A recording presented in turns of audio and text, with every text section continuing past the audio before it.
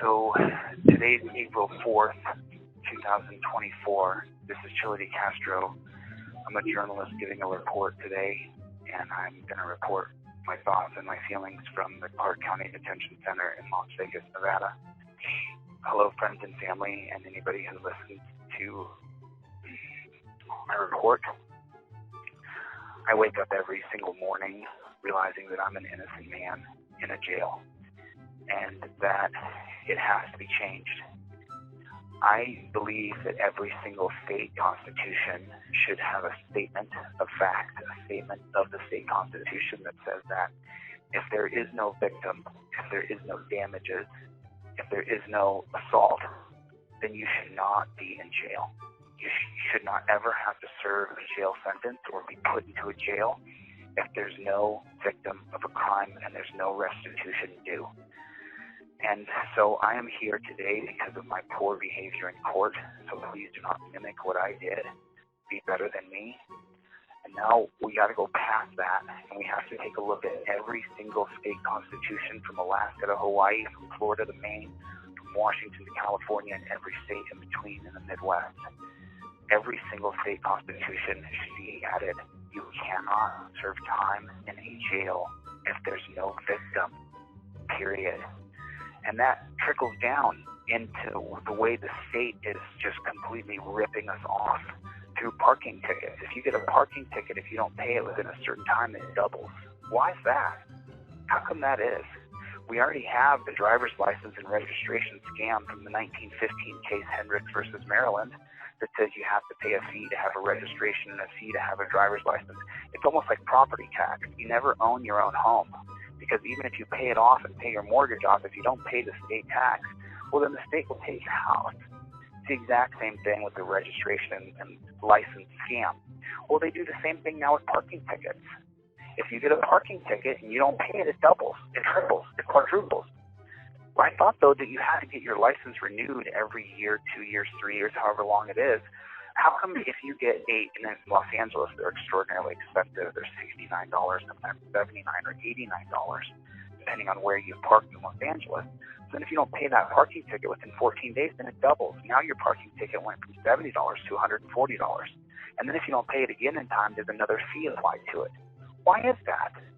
If you know that if the state knows and you know that you're going to have to get your driver's license renewed in 2 or 3 years, or however long it is, then why can't it just attach to your driver's license that $69 ticket? Do you see what I'm saying to you? The state has become a monster of raping us and overcharging us. And so in this room that I'm in, this giant room, and as you guys know, I cannot give any layout of this place. I can't tell you anything other than I'm in a dorm with 50 to 70 other men, depending on which dorm I'm in. And there's lots of dorms. It's a great, big, huge building. This is not anything you can't see from the street or anything anybody else wouldn't know. But each one of these beds that I'm in, a steel bed with a tiny little thin, what they call a mattress, each person laying in the bed next to me is $700 a day from the statistics that I was given. I don't know if that's true or not. Of course, that's incarcerated person's information shared from one ear to the other. But you guys can look it up. What does it cost to house somebody in the Clark County Detention Center? So I'm being housed here. Let's say it's $500 a day. For what? For why am I being housed here? Who's the victim of my crime? Who have I hurt? Who is damaged? What person is weeping in the street that I've wronged them? What person is weeping in the street that I've taken their property or damaged their loved one or them? There is none. There's not a single person right now crying in the street that I hurt them. We heard a cop go on a stand and say that he didn't feel safe. Once again, what does it go back to? Terry versus Ohio. That if a cop doesn't feel safe, well, then that's everything. That's the whole thing. It's not based on our rights. It's based on the cop's feelings. Every single morning, I open my eyes, and the same thought shoots through my mind like a lightning bolt. I'm an innocent man, incarcerated in a dungeon-like system that has policies, procedures, and protocols that if you do not follow them, first, you could get sent to the hole, but very first, you'll be locked down to that bunk for 24 hours. You have to stay in that bunk for 24 hours, and if you violate that, if you have to go pee and the guard doesn't see you and you get up to go pee, you go to the hole for at least 3 to 5 days, which I've written extensively now about the hole and how absolutely horrible it is. How absolutely horrible the hole is. It's atrocious. It puts fear in your heart. It puts fear in your chest. It puts fear in your soul that they're going to lock you in this tiny room and lock you in for 23 hours a day. But it just goes back to the simple fact. The state has become a monster against the people, and every single state constitution must be ratified. If there's no victim, then you cannot be put in jail, period. And it has to happen. It absolutely has to happen, because it could be you. You know, I know there's people who relish in the idea that I'm in a dungeon right now. There's people who are happy that I'm locked away. You know, there's going to be sickos in the world no matter what. Until it happens to that sicko, what does James Freeman say? Back the blue until it happens to you. And that saying that he created has gone viral, and now everybody says it. Back the blue until it happens to you. The person I can credit that to is James Freeman. He's the first person I ever heard say it. It's true. So all the people who are relishing in the idea that I'm in a dungeon, wait until it happens to you, or your son, or your brother, or your mother. Wait till it happens to your lover, and they're in a dungeon, and there's no victim of any crime.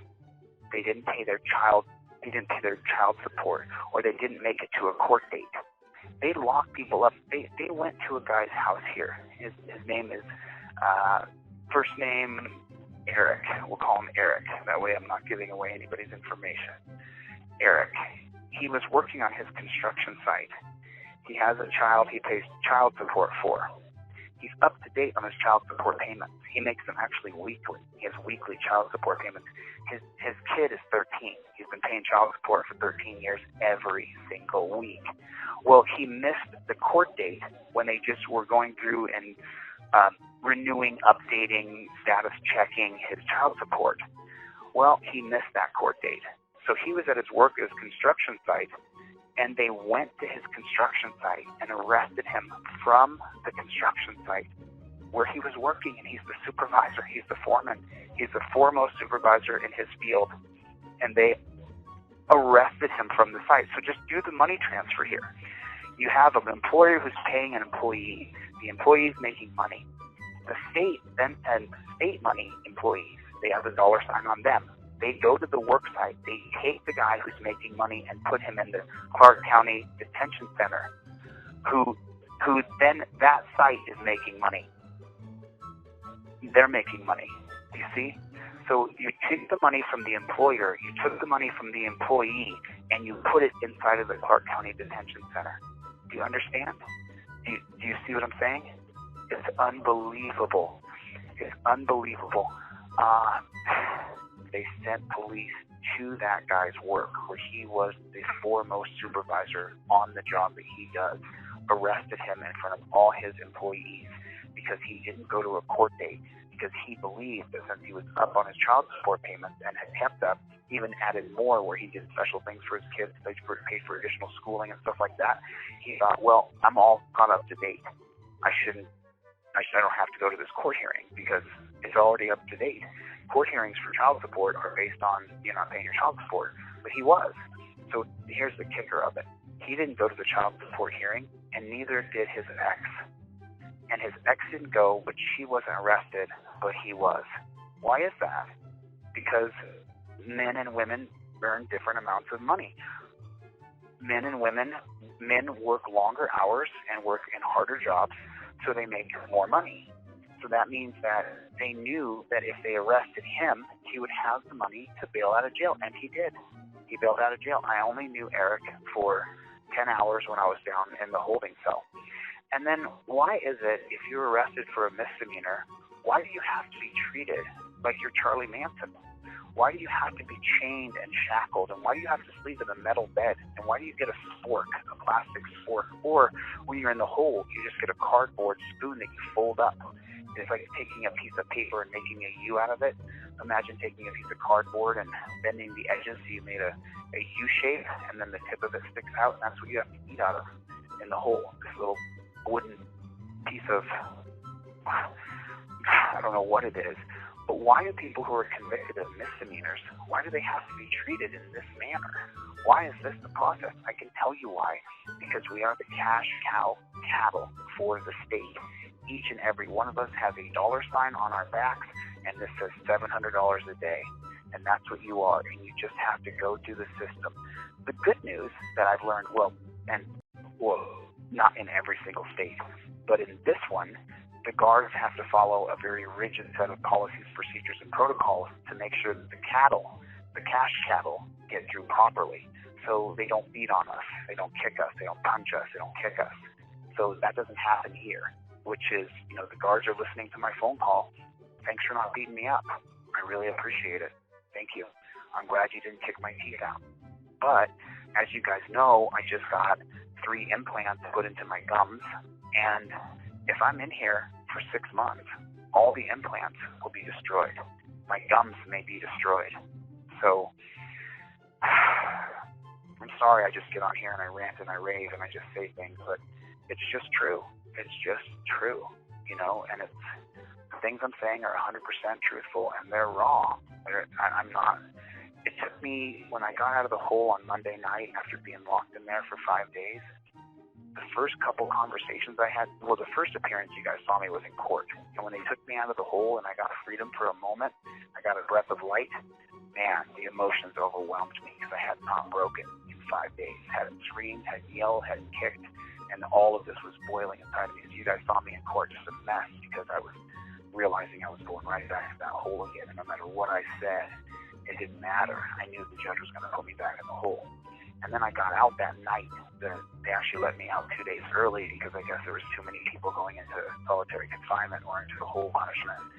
And it took a day for my brain to work normal again, because you don't get a book, you don't get a newspaper, you don't get any form of stimulus at all whatsoever. You just have to sit in a room for 23 hours a day. And I probably mentioned this 10 times, but I'm going to change this. When I get out, I'm going straight to Reno, to in front of the Capitol building. I'm going to give a speech every single day. We have to stop 23-hour lockdowns, especially for people who commit misdemeanors. I'm not stupid. There are criminally insane people who, the moment you turn your back on them, they'll attack you because their brains are freaking melted. But that's how many? 3%? 4% of people? Maybe? If that? I'm talking about the people who are incarcerated. I'm not talking about people on the streets, even less. But here, what is it? 2%? 3%? And then when they arrested me from here for live streaming a phone call, they put me in cuffs, arrested me just like they were the cops. And they took me down to this hole, and then they made me turn around and spread my butt cheeks and look up my butt. I made a live stream phone call. You didn't catch me smuggling drugs. I don't do drugs. I don't do any drugs. I don't even drink caffeine. The big thing in here is coffee. I don't drink it. I'm not going to raise my blood pressure. My blood pressure is already up. So why do they need to look up your ass? Why is that a thing? I live streamed a phone call. Okay, it's not necessarily in the rule book, but I understand I can't do it, so I'm not going to live stream a phone call again.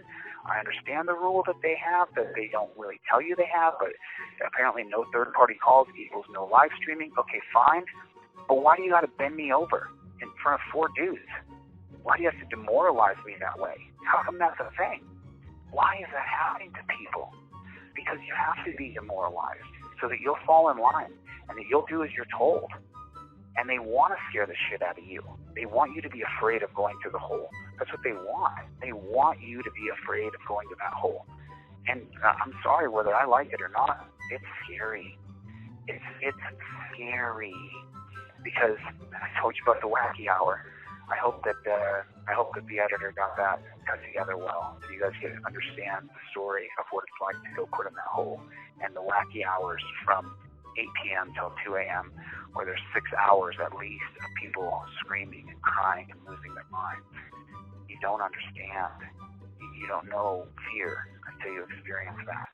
It's like literally a haunted house. You remember when you were a kid on Halloween and they would play the record? That's how old I am. We had a record of Halloween sounds when I was a kid. And it would be, woo, and there would be, ha, ha, ha, ha, ha, right? That's exactly what the hole is, only it's real. There's someone 2 cells down who's kicking their door and screaming, let me out, let me out. And what are you going to do from there? They're already in the hole. You can't do anything else. It made me think, if there's a fire in this building, I'm dead. They're not going to let us out of the hole. They've deemed us the worst of worst people in humanity. We're in the hole. If there's a fire, they're not letting me out of there. I'm just going to burn alive. And I think about that every day. If this place goes up in flames, are they going to get us out? I mean, they have a very rigid set of policies, procedures, and protocols here. But if there's a real if there's an electrical problem here and boom, all of a sudden part of this place goes up, am I going to die? Are they going to leave me in this room as it fills with smoke because they're afraid to open the doors because they've deemed us horrible? It has to be changed. This system has got to be changed. Why can't we use old apartment complex, put a fence around it, put a strap around your wrist that has an FDIC chip in it? I'm sorry, FDIC is a banking thing. That has a tracking chip in it, right? Why can't we just put a great big chain link fence around an apartment complex? And there you go. You might be in bunk beds in each room, but there's a plate, a knife, a fork, a dishwasher, there's cable TV, there's a phone. You can use your phone. Your loved ones can come and visit you. Believe me, not being able to leave, if you're in a misdemeanor situation, it's plenty. It is plenty. I can't live stream to my people. I can't talk to my people. I can't use social media. There's all these things that are punishment. We already microchip ourselves with our phones. You don't need to put a microchip on us. You don't even need to put that band around your wrist that has a tracking device in it. You give them a cell phone, they're not going to get rid of it. They're going to take it with them everywhere. That's their outlet to the outside world. The only people you'd have to limit are people who've done like scams of embezzlement or banking, or who have committed terroristic threats to other people. But even then, give them the phone. See if they're a freaking psycho. You're going to text that same person you terrorized? Perfect. Now we have a record of it. We realize that you actually are criminally insane. You're actually a nutball. You really are crazy. You've lost your mind. And now we can look at psychiatric help for you, and we can try to fix the problem that you are instead of just putting you in a dank hole where you're not going to learn. You're not going to become better. We have chipped ourselves with these smartphones, especially if you're locked into an apartment complex. Imagine there's an apartment complex with 3,000 units in it, and each unit can house 6 or 8 people because you're just stacking them up. Like, I mean, they got how many people in here? So each apartment can hold 6 or 8 people, and there's 3,000 units. There's 25,000 people there you could house, and give each one of them a smartphone. You get all their phone numbers. They just don't get access to social media. They don't get access to things that they want to have access to. But you get access to your banking account. You get access to your business account. You get access to your website. You can continue to do business, because then you're not stealing all the money from the people and giving it to the state. It can be fixed. People do not need to be treated this way. I don't need to go lay on my bunk when I'm told to. It's just preposterous. And then put cameras everywhere. Put cameras everywhere through that apartment complex. And now, if you're one of those people who's going to be like a gang member, you're going to get in the fist fights and stuff, there's another level for you that doesn't have plates and knives. There's another level for you, bro. You're going to have to go to that next level. Because if you can't stop yourself from getting into fist fights when you're put into a locked-in apartment complex with a chain link fence around it, you could run right out. There's a guard there. He's going to see you run. You're not getting away today. You're not getting away. How many people are running around who are misdemeanor, who are convicted of misdemeanors, running around shooting people? That just is a fallacy. It's just a lie. But this is the employment situation in Nevada. The number 2 employer in the state of Nevada is prisons and jails. Casinos are number 1, and then prisons and jails. So you're taking the money from employers and people, and you're giving it to the state, to the prisons and the jails. That's what's happening. And that's what I'm experiencing here. There's a great big dollar sign on my back. And I'm an innocent man forced to be inside of a dungeon. That's my report for today, April 4th, 2024. Anybody who hears this, thank you for listening. I love you all. Thank you for your support. I really appreciate it. It means a lot. I'll see you guys on the next one. Later, gators. You can't make this shit up.